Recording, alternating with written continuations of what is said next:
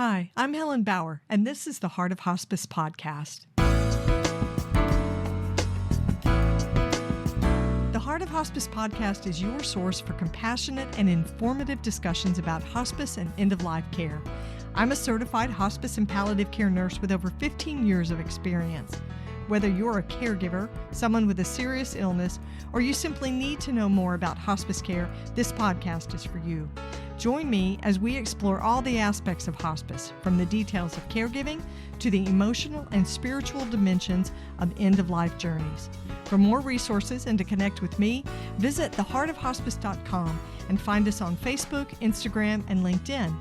Keep listening for today's episode.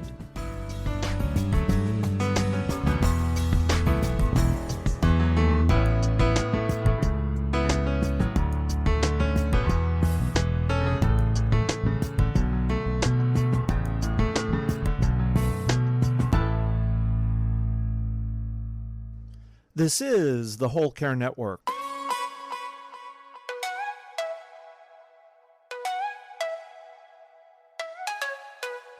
Helping you tell your story one podcast at a time. Content presented in the following podcast is for information purposes only. Views and opinions expressed in this podcast are solely those of the host and guest and may not represent the views and opinions of the Whole Care Network. Always consult with your physician for any medical advice, and always consult with your attorney for any legal advice. And thank you for listening to the Whole Care Network.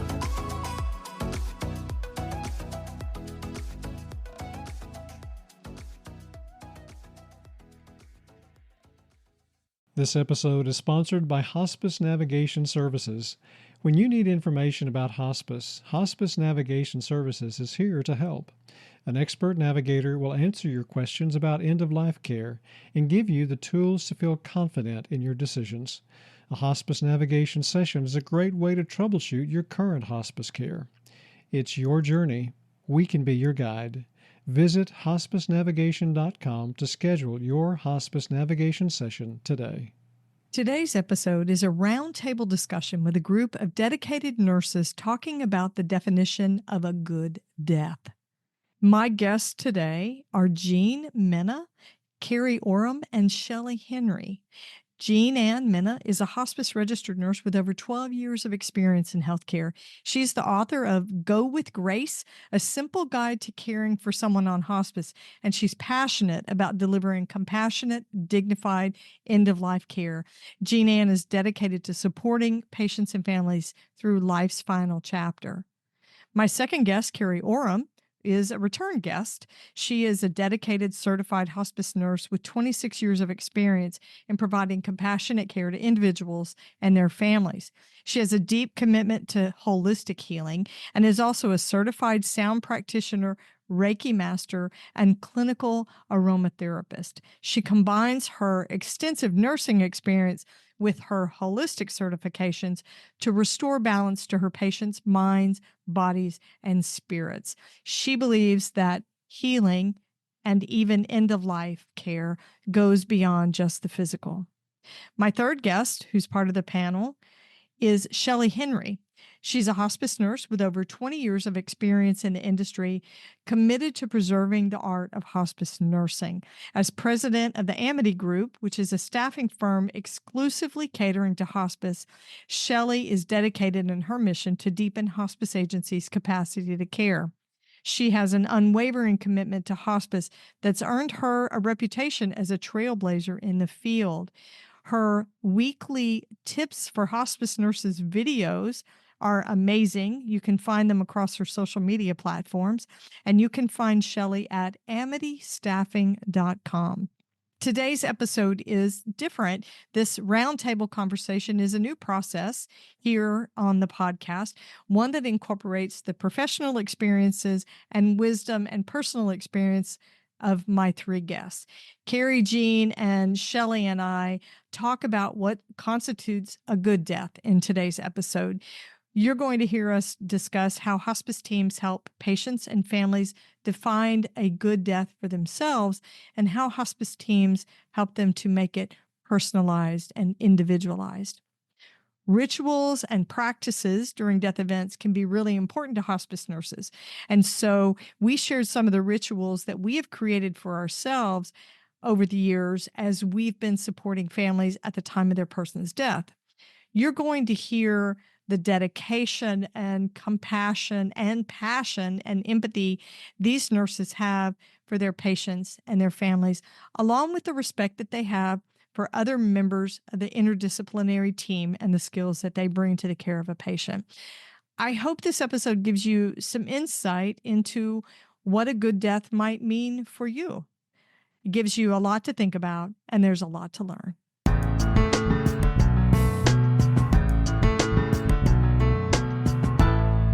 Ladies, nurses, welcome to the Heart of Hospice. We are doing some groundbreaking discussion today because this is our first ever roundtable conversation. And of course, because I'm a hospice nurse, we're starting with the hospice nurses because you guys are my people. And I'm so glad to have each of you, Shelley, Carrie, Jean, welcome to the podcast. Thank you. Thank you. Thank you. I'm so tickled to get to know you guys more. Carrie, you and Shelley have been on the show before, so it's great to see you again. Jean, I'm so thrilled to have you here on the show for the first time. I'm excited about this discussion because I really feel like we're going to stir some things up and really talk about some meaningful stuff that we have done, that we have seen. And our focus today is a great topic. We are talking about death events, or quote unquote, the good death that everybody seeks to define for either someone else or for themselves. And we're going to be talking about that as well. But it's a great topic. So what I want to start out with for discussion is, what's the traditional idea of a good death? What is the traditional idea of it? Carrie, you want to kick us off? Sure.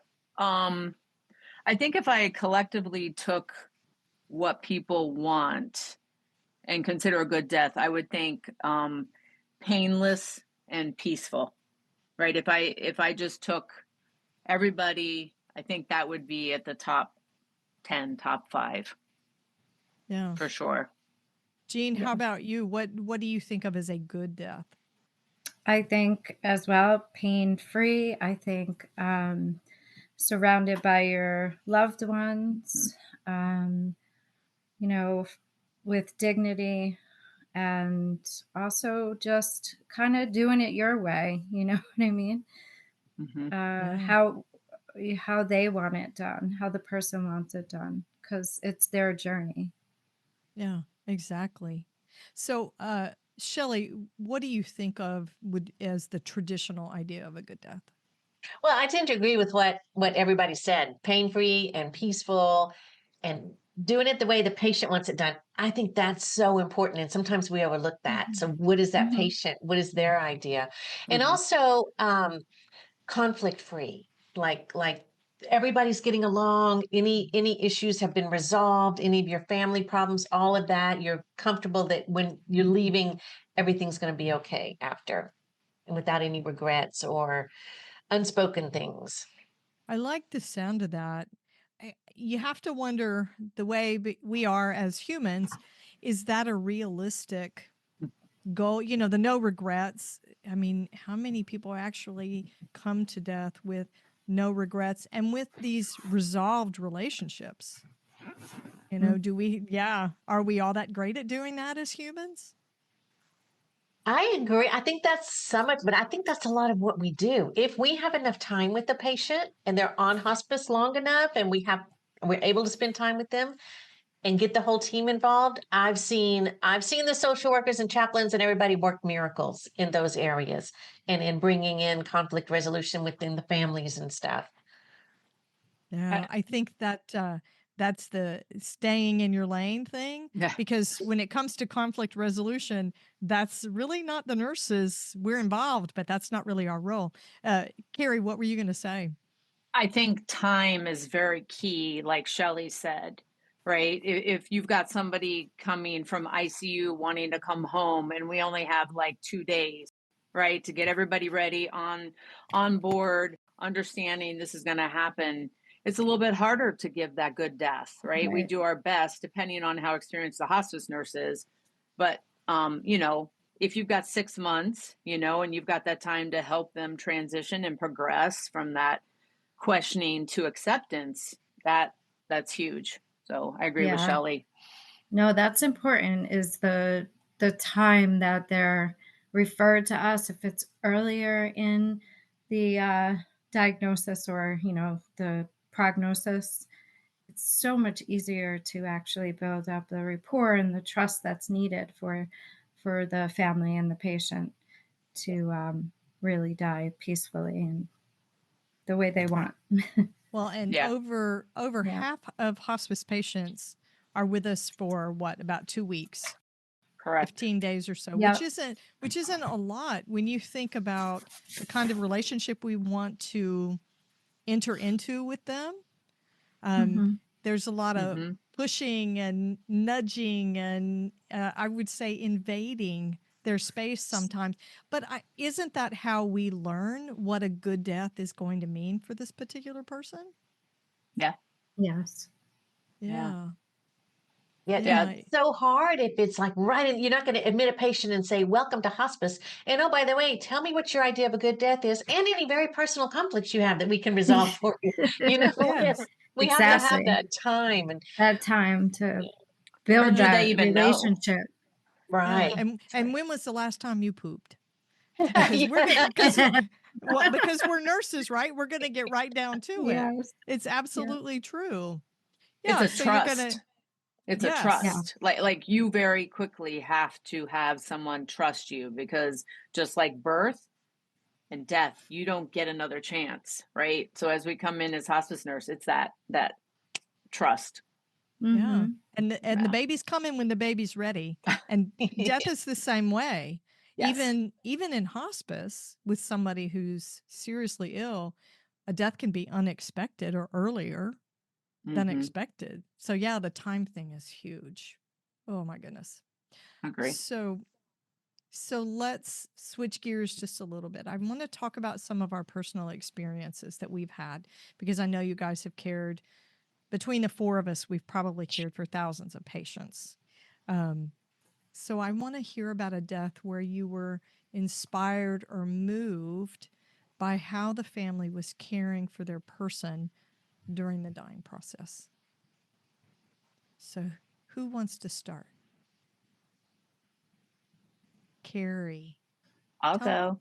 Tell me about a time when you were inspired by a family and how they were caring for their person.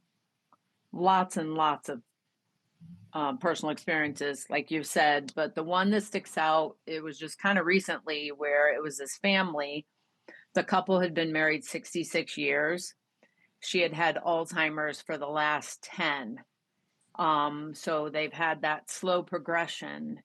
And just what I loved about it was there were sisters and the father, and just how they all collectively got around her and took care of her.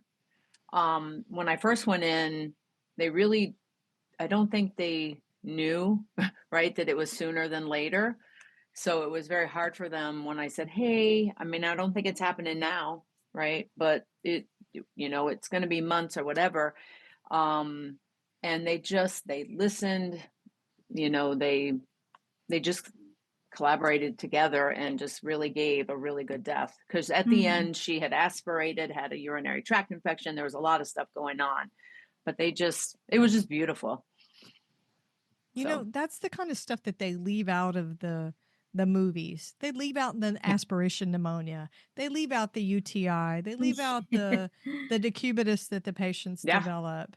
She had that too. Yeah. Yeah. Yeah. I have been amazed by how little caregiving groups, even just a couple of people, can come together to do caregiving at end of life. It's pretty amazing. Yeah, they had a schedule. They, this daughter was here, this daughter was there. They were all there to support their dad. So cool. Very good. Jean, how about you? I had similar.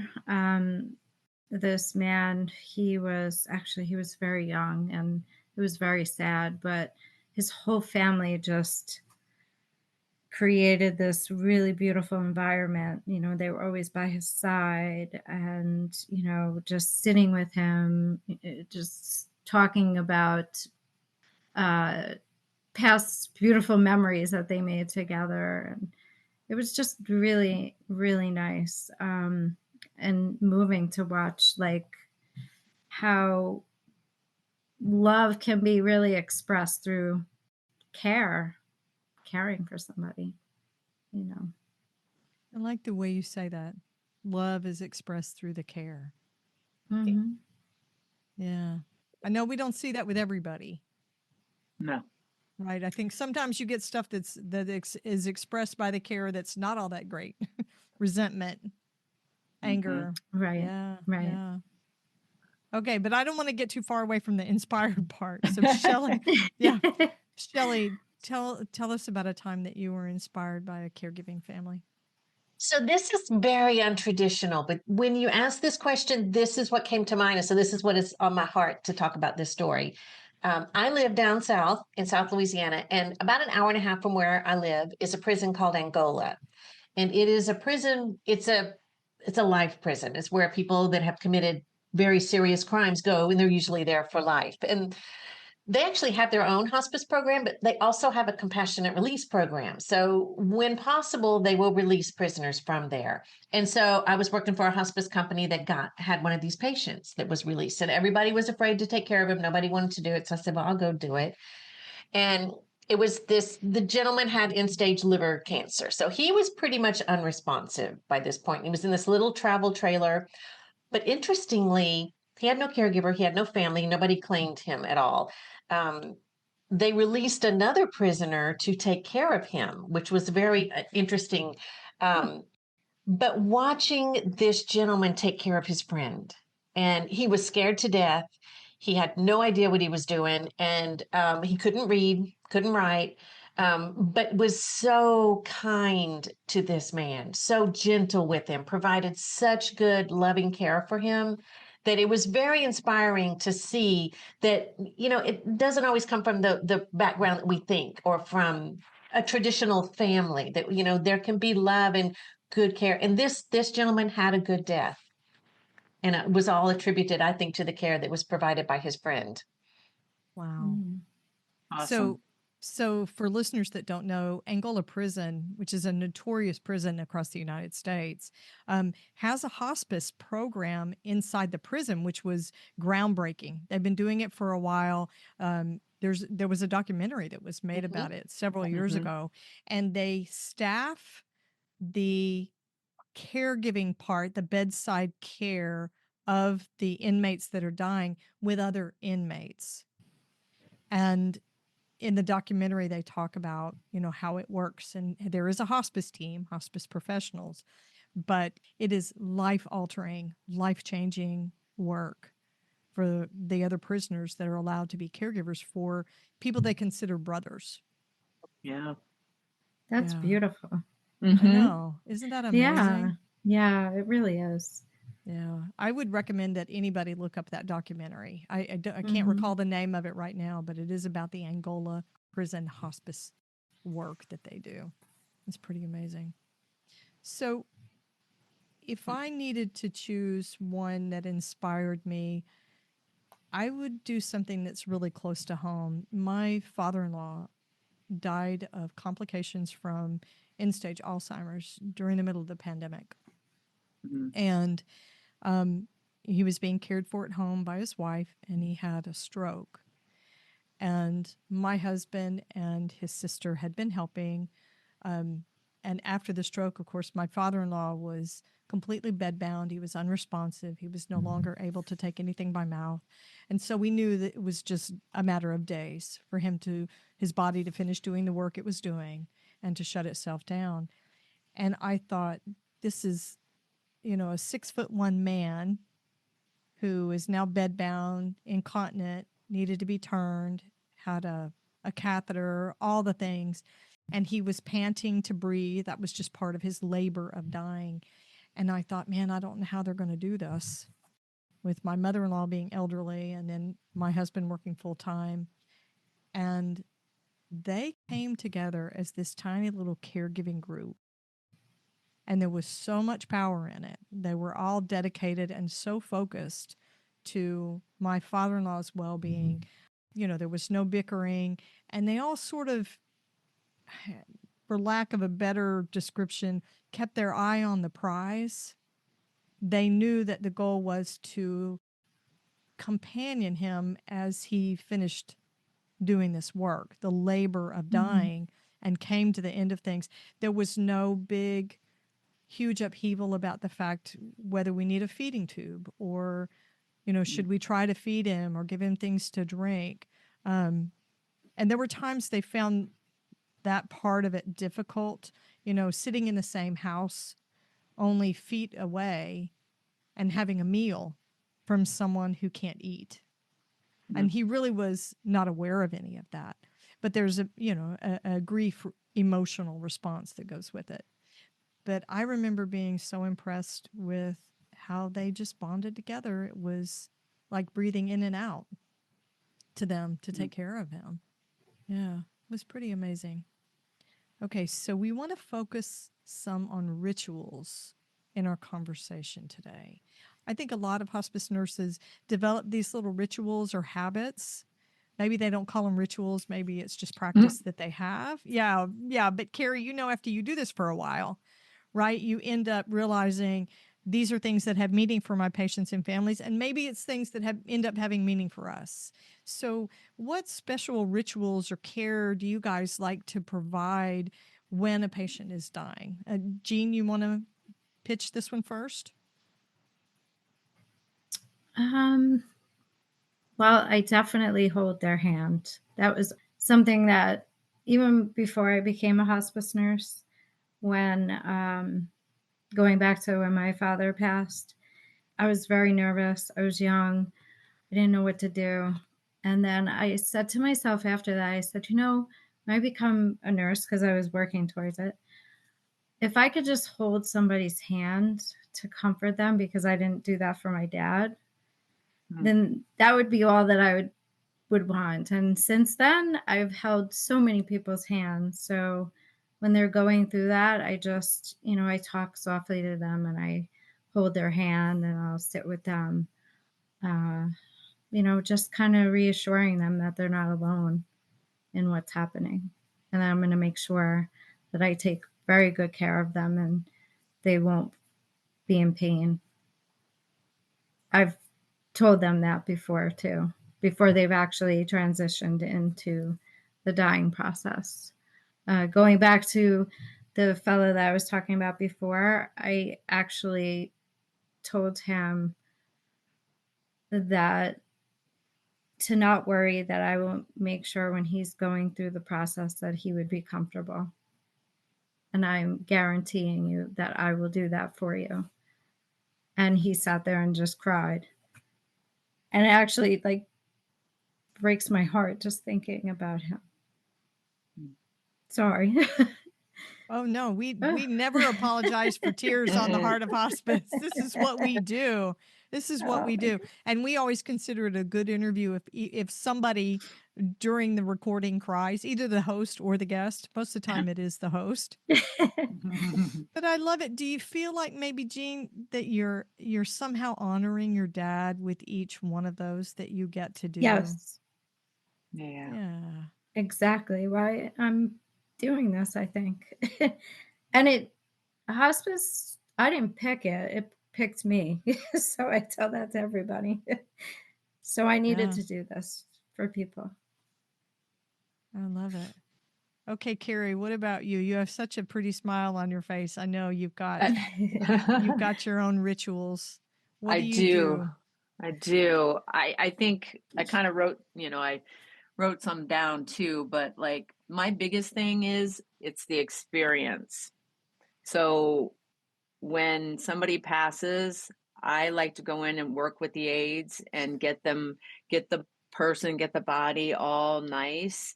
I make sure that their hair's done. We brush teeth. We get whatever clothes they want on them. And I'm very big on the blanket, the sheet looking nice, and then I always have the hands kind of folded. Like that's kind of, I don't think I could leave a room without doing that. So that's probably a ritual for me. But just making sure that everybody has, if somebody's holding on, has everybody said goodbye? I always make sure if there's somebody who lives in another state, get them on the phone, let them say, I'm like, because I always say, we're the ones that are left on this earth with these experiences and this sadness and everything that we feel.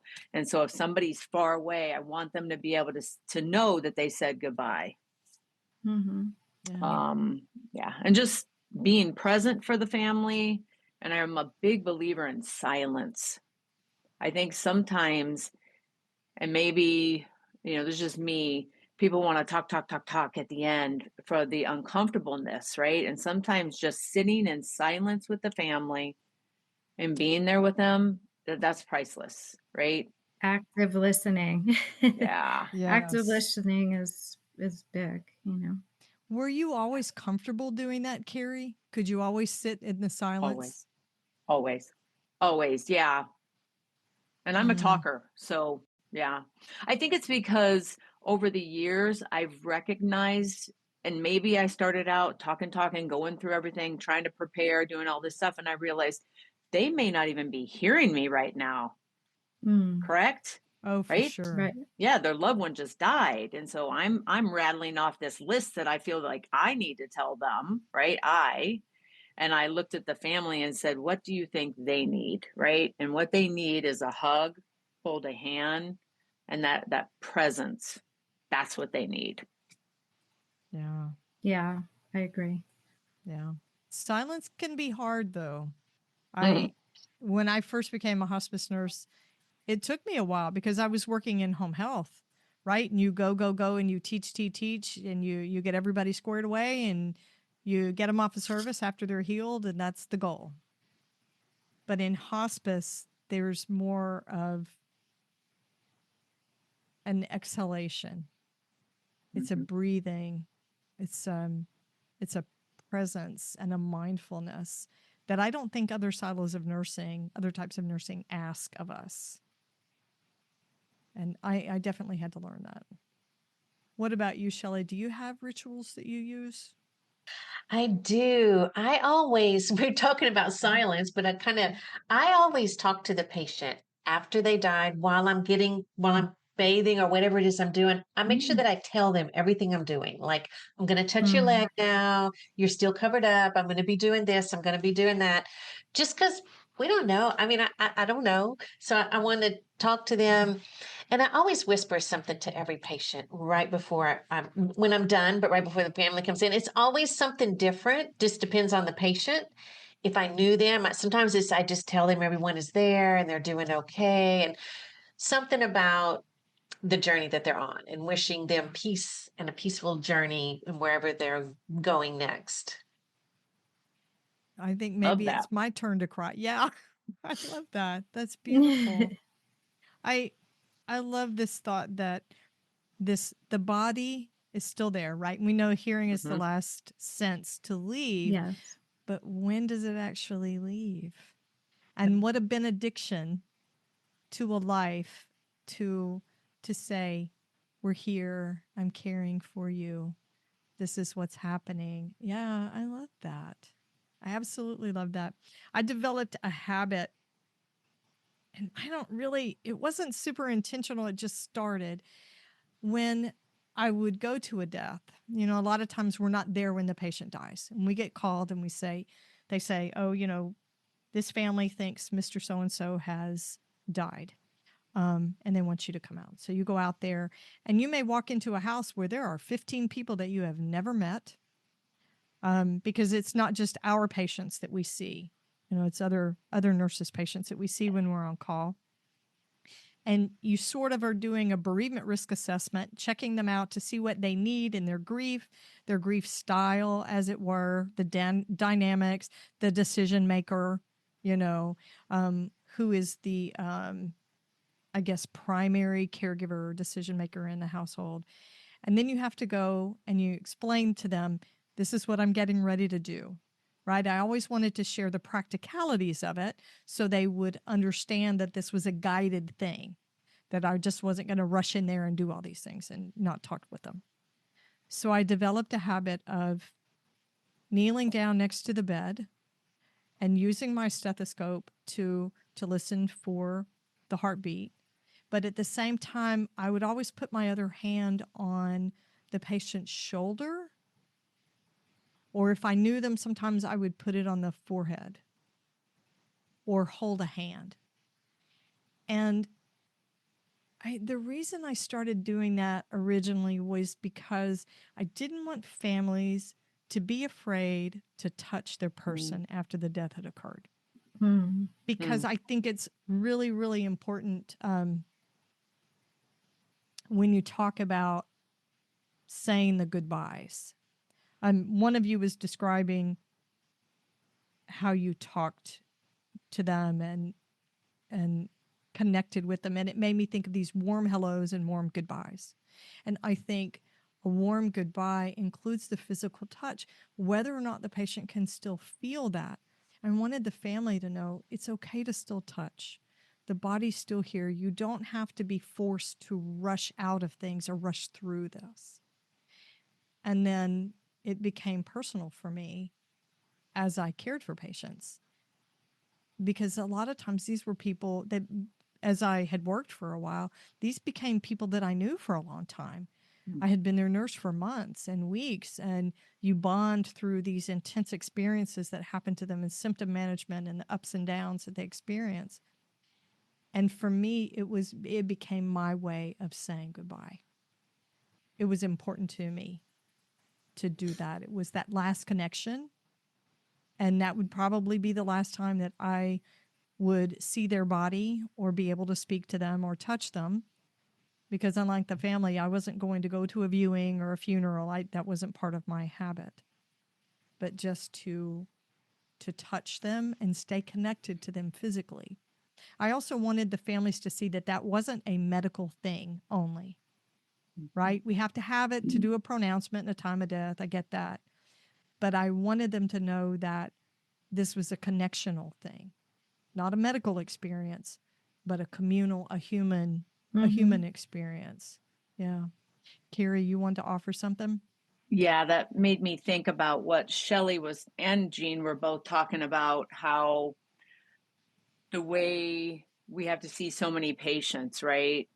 And that is so key, what you just said, Helen. People, I know it's a business, right? I think you and I talked about it's a business, right? But we're humans, right? And we're having that connection with our patients, right? And you need that time. We have to grieve too. If we're literally wholehearted hospice nurses that are going all in, it's going to hurt us when we lose those patients that we've had for months on end. And I just wanted to bring that up. That ties it back to what both of them said, where if you're rushed and we have to worry about having so many patients, you don't want to miss that. We do not want to miss that connection. We can't miss that. If this is our passion in life, those of us that were born to do this, we need that to keep going and be effective. Yeah, we don't want to miss that. That's one of the whys for what we do. But I think you're referring back to something that Shelley said about the productivity. Yeah, because we're constantly having to pay attention to how productive we are and how much time we're spending with people. I am loving this conversation, but we're going to take a break right now. There's more to come. This episode is sponsored by Hospice Navigation Services. If you or someone you care about is dealing with a life-limiting illness, you need a guide. Hospice Navigation Services is here to help you get the best end-of-life care possible. We understand the importance of personalized, experienced support. Hospice navigators provide one-on-one support over the phone or through video calls to guide you every step of the way. They'll answer your questions, explain what hospice care looks like, and give you the tools to feel confident in your decisions. Whether you're planning ahead or you have an urgent need, Hospice Navigation Services helps you and your family understand your options for end-of-life care. A hospice navigation session is a great way to troubleshoot your current hospice care and get answers to your questions. You don't have to go through this alone. You deserve compassionate support and guidance for your end-of-life experience. Hospice Navigation Services can be your guide.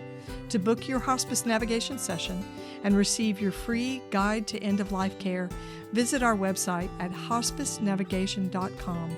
It's your journey. Hospice Navigation Services can be your guide. So not every death is good. We know that.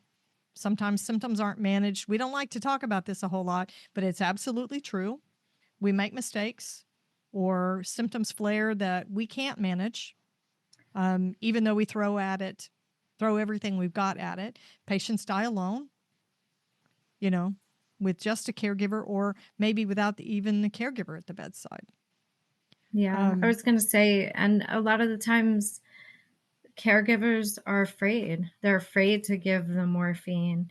They're afraid to give these medicines as we direct. So it's going to result in a uncomfortable death. Yeah, that's true. So let's talk about that. These uncomfortable deaths or ungood deaths, bad deaths, whatever we want to call them. Not every death is good. What have you guys seen, things that prevented a patient from having a good death? Jean, you want to take that because you already introduced that right there. A caregiver who's scared to step forward on these. And these are really hard things to do. We have to acknowledge that. Scared. They're scared that the morphine is going to push their death along faster and that they contributed to that faster death. The misconception of morphine, that's big. And I think people like that, they need a lot of attention, a lot of education, a lot of maybe a lot more time spent with them to teach and explain that it's not going to hasten death, that when the person is dying, that these are meant for a person to die more comfortably. And I've seen people dying without them, and it's just awful. The look on their face and the way they're breathing. But if used correctly, you really just die kind of like it just fades out, your breath, and you're not gasping for air. And so let's be clear for listeners that are caregivers. Not every patient has a disease process and a dying process that makes them need those medicines like morphine and Ativan. Right. We want to be clear about that. But we do use them for a lot of our patients. And some patients don't even need them. I've had lots of patients that didn't never even touch the comfort pack, Yeah, so, and they that's were the beauty. comfortable. Yeah, that's the beauty of the comfort pack. It's there if you need it. And if you don't need it, that's fantastic. There's no penalty for not using it. Exactly. Shelley, what other things have you seen that prevented a patient from having a good death? There's one in particular that comes to mind, but I've seen this scenario over and over. But an extreme one was the family was having so much strife and turmoil. And the one that's in my mind right now, there were several siblings, like one had lived at home and taken care of the family, and then everyone else came in from different places, and none of them got along. There was a lot of fighting, and even the dogs were fighting. Everything in the house was fighting. And when I'm there, I'm trying to take care of the patient, and the patient died in the midst of all of this. And I felt like that was, I don't think the patient was actually in pain, but I don't think that was the peaceful way that we would choose to go out. Right. And it would be our last moments. And we do see that sometimes where I think the family's stressed, and their stress is coming out as acrimony between the other family members and blaming each other and those kind of things. Yeah. Death is messy, and family dynamics can be messier. Yeah. Yeah. And you know what that makes me think of is these folks where there is a primary caregiver that's on site that's been doing most of everything. And then you get what they call the seagulls, is what we call them in hospice. You get these family members that haven't seen Mr. So-and-so in 3 years, Mhm. they find out that he's very ill and on hospice. They decide to swoop in and weigh in on the care or the decisions that are being made. And that's why we call them seagulls. They fly in and they poop all over everything. Yes, that's exactly what Yeah. happened. Yeah. Yeah, we've all seen that one, and oh my gosh, those are the bane of hospice nurses' existence, Yes. because you have this caregiver who's gotten comfy with the decisions, supporting their person, and then all of a sudden, here comes this family member out of the woodwork, making them second guess everything that they're doing. Right. Yeah, yeah. Carrie, how about you? What have you seen that prevented patients from having a good death? I think the family dynamics really,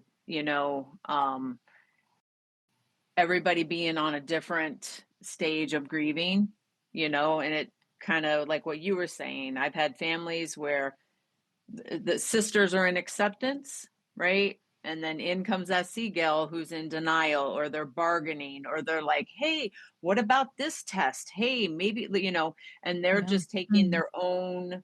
their own experience and bringing it in. I think we have to remember not everybody has like this loving family, right? The cute little mom and the dad, and everything's all like, Snow White, birds, and all that. There are some that families, the father was abusive, right? There was, or, whatever happened in their childhood that is now going to be placed as their caregivers. And so if somebody's coming in mad or whatever, it's our job, part of what we do, to try to figure, and social work, right? To figure out, why is this daughter so mad, right? I think that can be a huge barrier, Mhm. Yeah, that's why we have an interdisciplinary team. Talking about staying in your own lane. Yeah. Yeah, that's definitely when you get that social worker and chaplain involved. When those Yeah, but dynamics sometimes get we all dicey. intervene. Well, I know about nurses. We kind of are social workers too. Oh, yeah, we're fixers. We are fixers. We got all those Absolutely. hats, Yeah, Yes. that's true. And we do have patients and families that say, we don't want a social worker. Yes. Yeah. That's mostly because they don't understand what the social worker does.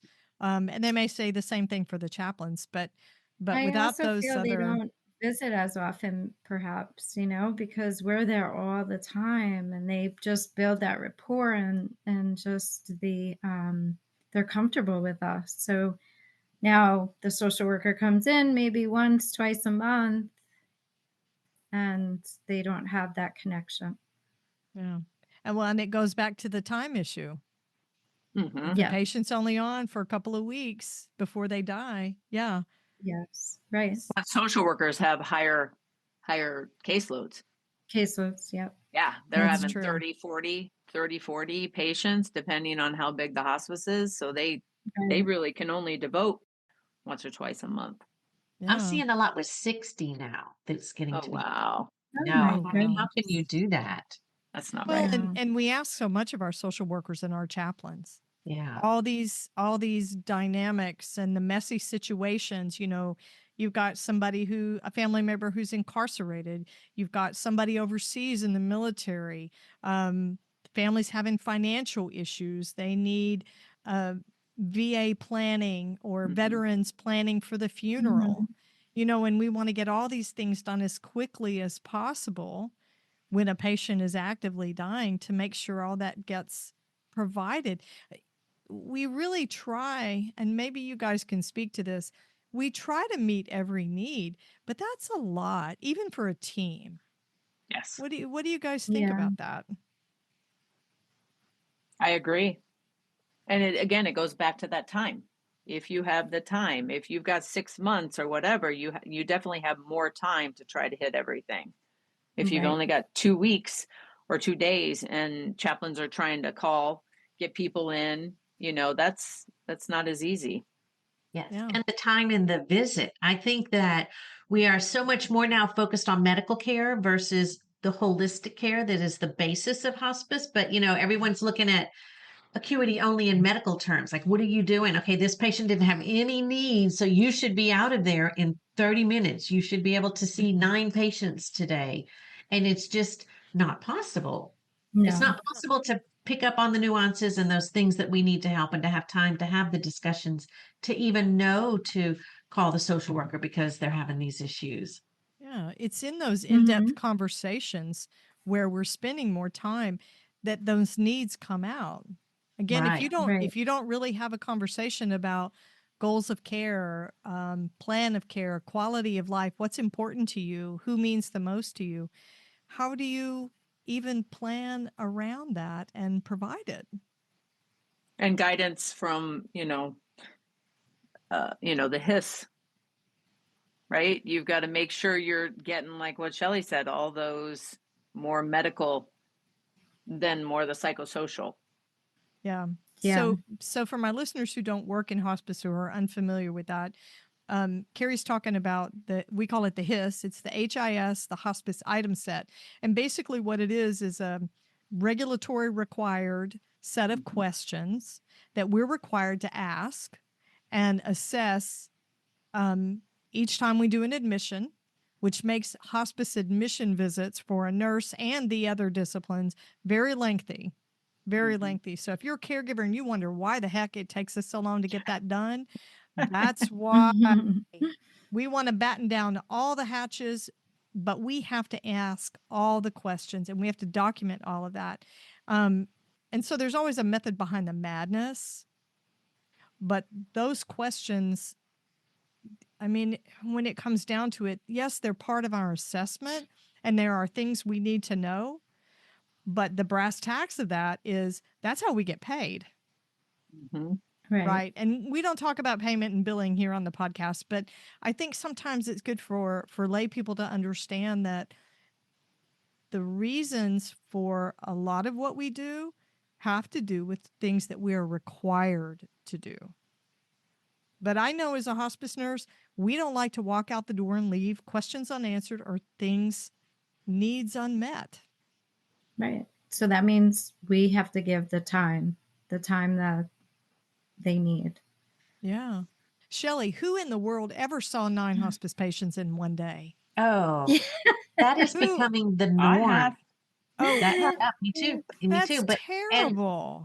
and in the last few months, it's gotten worse. I'm seeing the way we work with multiple hospice agencies. Sometimes if it's nursing home patients, they'll say, "Well, you can see 13. There's 6 in one and 7 in the other." And I'm like, "No, they get the same amount of time just because they're in the nursing home. I'm spending the same amount of time with them and their family as I do with them. Mm-hmm. Plus, you got to document all of that." I said, it's just not possible. Yep. That's just crappy care. Mm-hmm. It's Yeah. becoming more and more mainstream now. It So I was is. Barbara Carnes. We're talking about this just the other day. We're losing hospice, and it's concerning. The philosophy of it, the business Yeah. part of it, we seem to have a hold on. At least that's what we look like from the outside. But the philosophy, the holistic care of body, mind, and spirit, yeah, that's slipping away. Yeah. So I want to touch back to the good death idea, that premise, and how we think of that for other people. Because what I heard us saying from the very beginning is a good death is defined as what the patient chooses, first and foremost, but this no suffering, painless. And I think even that discussion showed a bias among the 4 of us, Yeah. because for some cultures and some people, suffering at end of life is desirable. It's a cleansing. It's a cleansing. And so they're receptive to that, right? And they want it. But I think we all, as end of life workers, provide care, at least to some degree, through the lens of our own perceptions and beliefs and biases. You know, if you, what did they say? If you have a brain, you have a bias, right? We bring that regardless of whether we want to or not. So how do you think hospice workers and caregivers might differ in how they define a good death? I think one of the things that we see most commonly is that caregivers want that person awake, alert, and as active as they can be the entire time. And we know that that's probably not how it's going to be. Um, and it's hard to get the families to help them to understand sometimes that Mama is 104 years old. She doesn't need to be riding her exercise bike every day. Needs to be laying down. This is a true story. I mean, I literally wasn't that long ago have been having this conversation. She needs to be resting and peaceful. This is the time for y'all to just spend with her. But and eating, they need to be Yeah. moving around and eating every single day until they die. Yeah. And so I think it's hard. That's where we differ. And again, maybe that is what the patient wants and what they want, where I want them to be comfortable and peaceful and quiet and, but that's my feelings. I think there's a fine line. I think it's just meeting everyone where they're at and maybe then progressing forward, but you have to go at it in a gentle way. I think you can't just force it. I think that's a great point, Jean, because we do have such a habit. Every hospice nurse I know is a little bit bossy. Let's be real. Okay. We are. It's one of those things. I'm not bossy, but I know what you should be doing kind of situation. Yeah. And How you think, present it. Yeah. And I think we do sort of transmit that, our values and beliefs and what we think is right. But Shelley, I want to touch back on something you said about what mom or dad or whoever ought to be doing towards end of life, that, the family's perception. That whole thing was sedation. And you guys can probably relate to this. We want mom to be as alert and awake as possible so she can talk to us. Yep. But also managing her pain or her dyspnea. Right, but not at the expense. Yeah, but not at the expense of her being awake to talk to me. Right, exactly. Yeah. How many times have you heard that from a caregiver? Definitely. Thousands. Yep, a lot. I always say, I really wish that it's like a fine line, right? Like giving them the medication and sleepiness. There's just this fine line, and you'd rather them be comfortable, right? Yeah. That's really what I always talk to them about. I did too. I always offer, you've got two choices. Mom is a little bit drowsy and super comfortable, or she's struggling to breathe and able to talk to you. And of all the people I ever counseled like that and talked with about that, they never chose for their person to be in pain. Yeah, no, exactly. Yeah. I had an experience really early on as a brand new hospice nurse that has stayed with me for the 24 years I've been a hospice nurse, where I was taking care of a patient who was dying from liver cancer.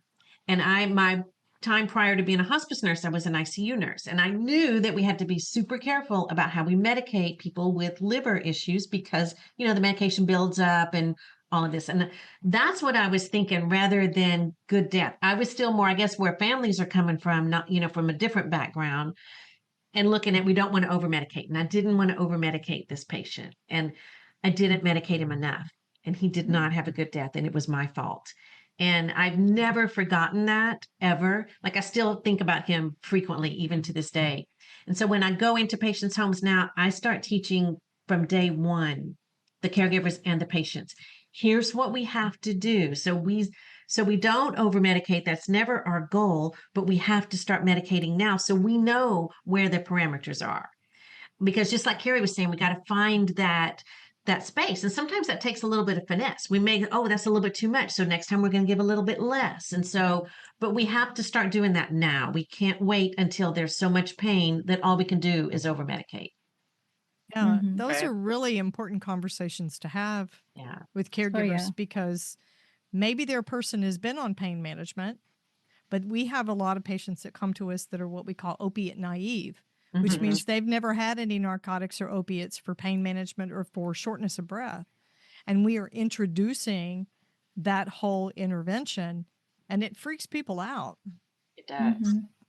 I like to, when I go have families that are not really understanding, the medications, I like to always say, listen, I come in and we're a team, right? I am an expert in hospice because I've done this long enough, and you're an expert in your family member. And then together, we work together to give the best. And that just seems to, because they don't want to be left out, right? They want to have some decisions in helping their loved one. And that just seems to work.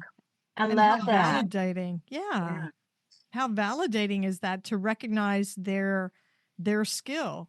Because you're not saying, okay, we're the big hospice people. We come in here and we know everything you're supposed to be doing.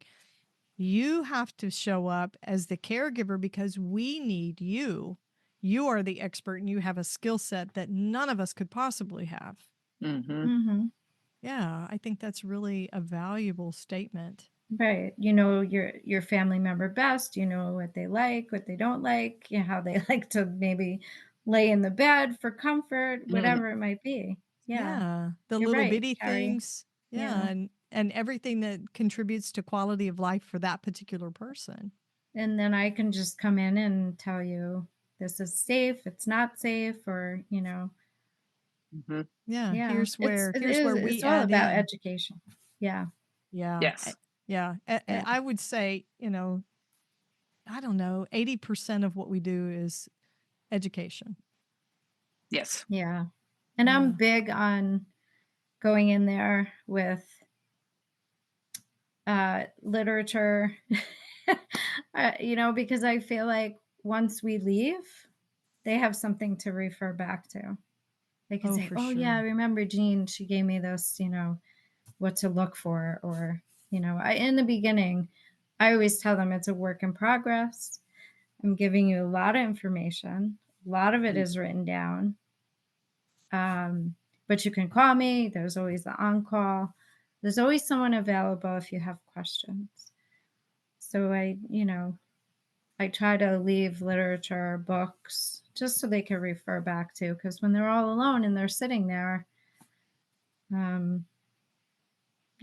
forget maybe what we've said. Like Carrie was saying, it's a lot of information we give them in the beginning. Yeah. It's, we used to call it drinking from the fire hose. Yeah. Yes. Shelley, I liked what you brought up about Barbara Carnes, because her booklets that she has are some of my favorite resources for families and patients. Her newest one, which is about food at the end of life, eating or feeding at the end of life, that's one of my favorites, because I think that is a real sticking point for a lot of folks when it comes to the idea of the good death. People are naturally made to dehydrate. It gives them a sense of well-being. It makes the dying person actually feel better to dehydrate. Yes. But it's so natural for families to want to have their person thriving by eating and drinking all the way up. That's how we show love, right? We show love and caring through feeding somebody or making their favorite meal. Yeah. And they don't want them to starve to death, right? I'm sure we could all, Oh. if we've all heard that, they don't want them to be thirsty or be hungry and, And I just usually tell them your cells at this point don't need them because they're dying. The cells don't need the nutrition like a healthy person, like you and me walking around, so they don't require it anymore. Shelley, you wanted to add something? So I actually had an interview with Barbara for a presentation that I was doing for some clinicians, but we talked about that very thing. And we talked about, her husband, Jack, passed from cancer about a year ago and he was on hospice. So she shared her experience with us. It was phenomenal. But she said the thing she struggled with the most was the not eating. And she said at one point she just went in the hall and was crying because Jack wouldn't eat. Yeah. And she said, I know, I teach this for the last 50 years. And when it came down for me, I couldn't accept it. So that was really profound to me, that if we know all of this and we know the difference, and when it comes to us, so we have to really give our family members grace and lots Mhm. of Oh, yeah. understanding and just support, because they're, we're probably going to go through the same thing too. I mean, it's Yeah. I remember Barbara said she was very angry with Jack, very angry with him because she felt like if he would just eat, he could eat, he just wouldn't do it. And she said the hospice nurse, the healthcare brain kicked off. The nurse part of her didn't work. Mhm. She was the caregiver and the wife. Yeah, I think that happens for a lot of healthcare people. You cease to be the practical caregiver professional and you go into the inexperienced, grieving, tired family caregiver. Yeah. Mm-hmm. Yeah. We're getting close to the end of our time together, but this last question I think is a topic that I really wanted to talk about. What does a good death mean for you personally? Basically what would your good death look like? Have you guys ever thought about that? Um, so I'll give an example. My poor husband, every funeral that we've ever been to, we get in the car and I do a little bit of advanced care planning while he's stuck in the car with me. And I'll tell him, did you see what they did with this and this? Don't you ever let anybody do that to me. yes. Okay. So I'm not the only one that's No, done that. no. Good. So Shelley, what does a good death mean to you personally? What does Well, that look like I for really you? don't want to be in pain, and I want to be comfortable. Give me the medications if they're available. If I need them, that's what I would like. And I don't like silence. I'm a relatively quiet person by nature, actually, and kind of introverted, but silence makes me kind of scared. So I always have some kind of noise going on around me. So I've already told my daughter, I want, the TV on. I said, you know what kind of shows I like? Just have them on the entire time. And I also have like a very claustrophobic. So I said, I want to be cremated. I don't want to be in a coffin. Just those are things that are very important to me. And, make sure that my hair is brushed and that nobody's really looking at me, because that's important to Yeah. So me. you don't want the receiving line where people walk by and look at you. Mm-mm, mm-mm. Yeah. Carrie, how about you? What would your good death look like? I have a few things that I think I would want. One of the things is don't feed me pureed food. Like I all the years of feeding people, and I'm looking at them going, what if they don't even like this? Yeah. Right. And it's always made me think I'm going to have in my plan of care. This is obviously before end of life. Just don't give me pureed food, right? Let me aspirate. I want to get do not resuscitate tattooed on my chest. Right? Yeah. That's And cool. yeah. And in my my end of doula, when I was doing my education, we went through the different types of end of life, and I want to donate my body to science.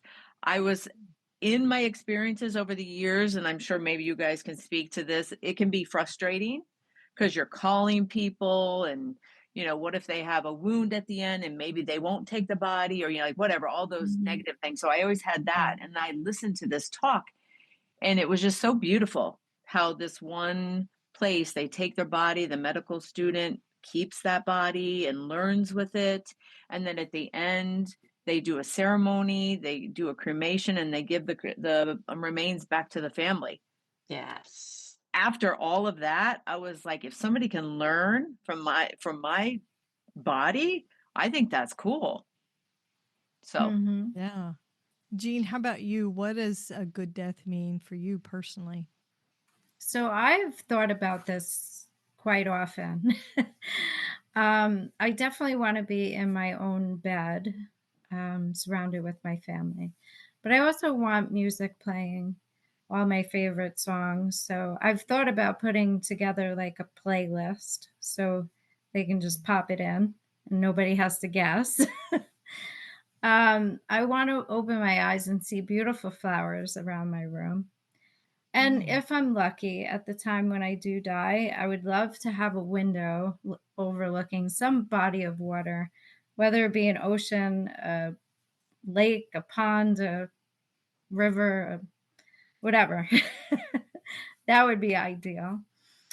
If I ask them for some whiskey or vodka, I want them to give it to me. I don't want them to say, you just had morphine not too long ago. Yeah, you can't have Give me that. a little tiny bit. And then I've even thought about my funeral. I don't want it to be something sad where everybody's sitting around crying. I'm not even sure I want it to be in a funeral home. I want it to be a party. I want people to be happy of everything that I've tried to accomplish, have accomplished, the children that I've raised. I just want everything to be celebrated. So that's big. And to have some whiskey, and my special drink is dirty martini. So everybody's got to at least have one extra dirty martini. And I want lots of balloons too. So there you go. So instead of a funeral, typically, where everybody's dressed in black and feeling sad, you're looking for them to have a happy hour, is what it sounds like. Like a party. Put on a beautiful dress and come and celebrate my life. I love that. Yeah. So I've thought about it quite often. That's not I guess to other people that might sound weird, but we're sitting here Maybe. 4 hospice nurses. We're like, doesn't everybody think about this stuff all the time? Right. I mean, I think about it. So one of my things is I want to be part of human composting. I figure that my physical body has taken enough space here on this planet. And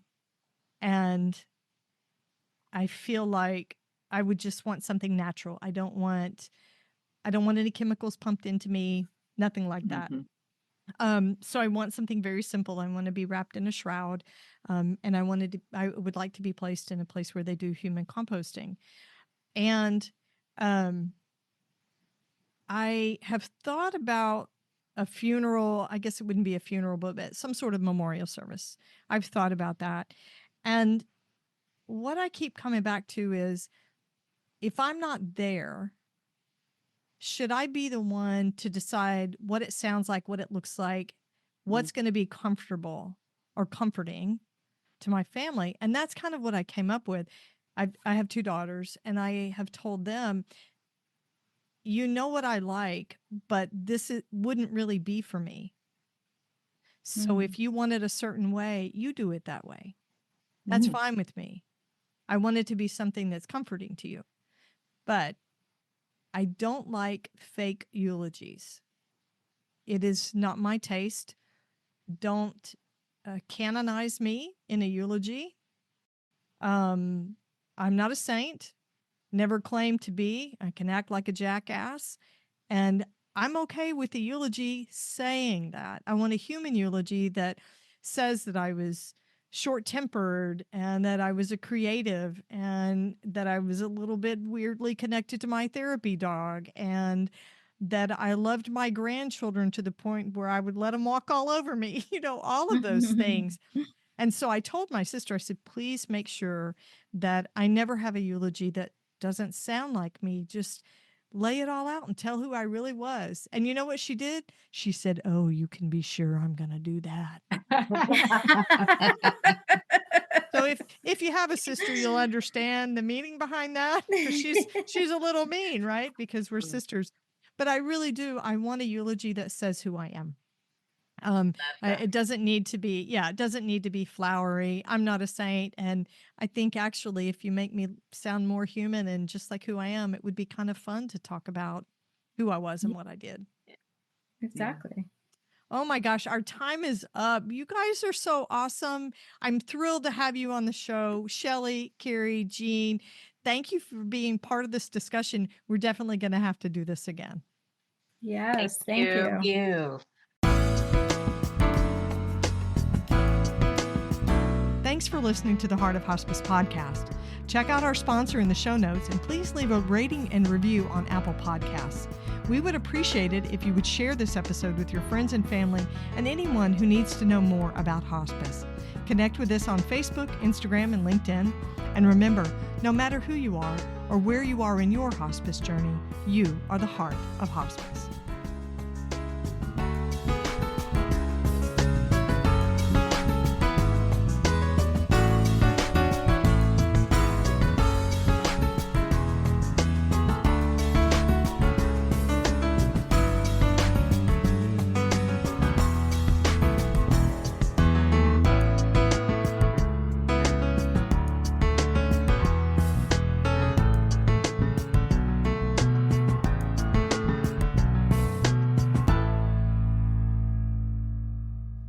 This is the Whole Care Network.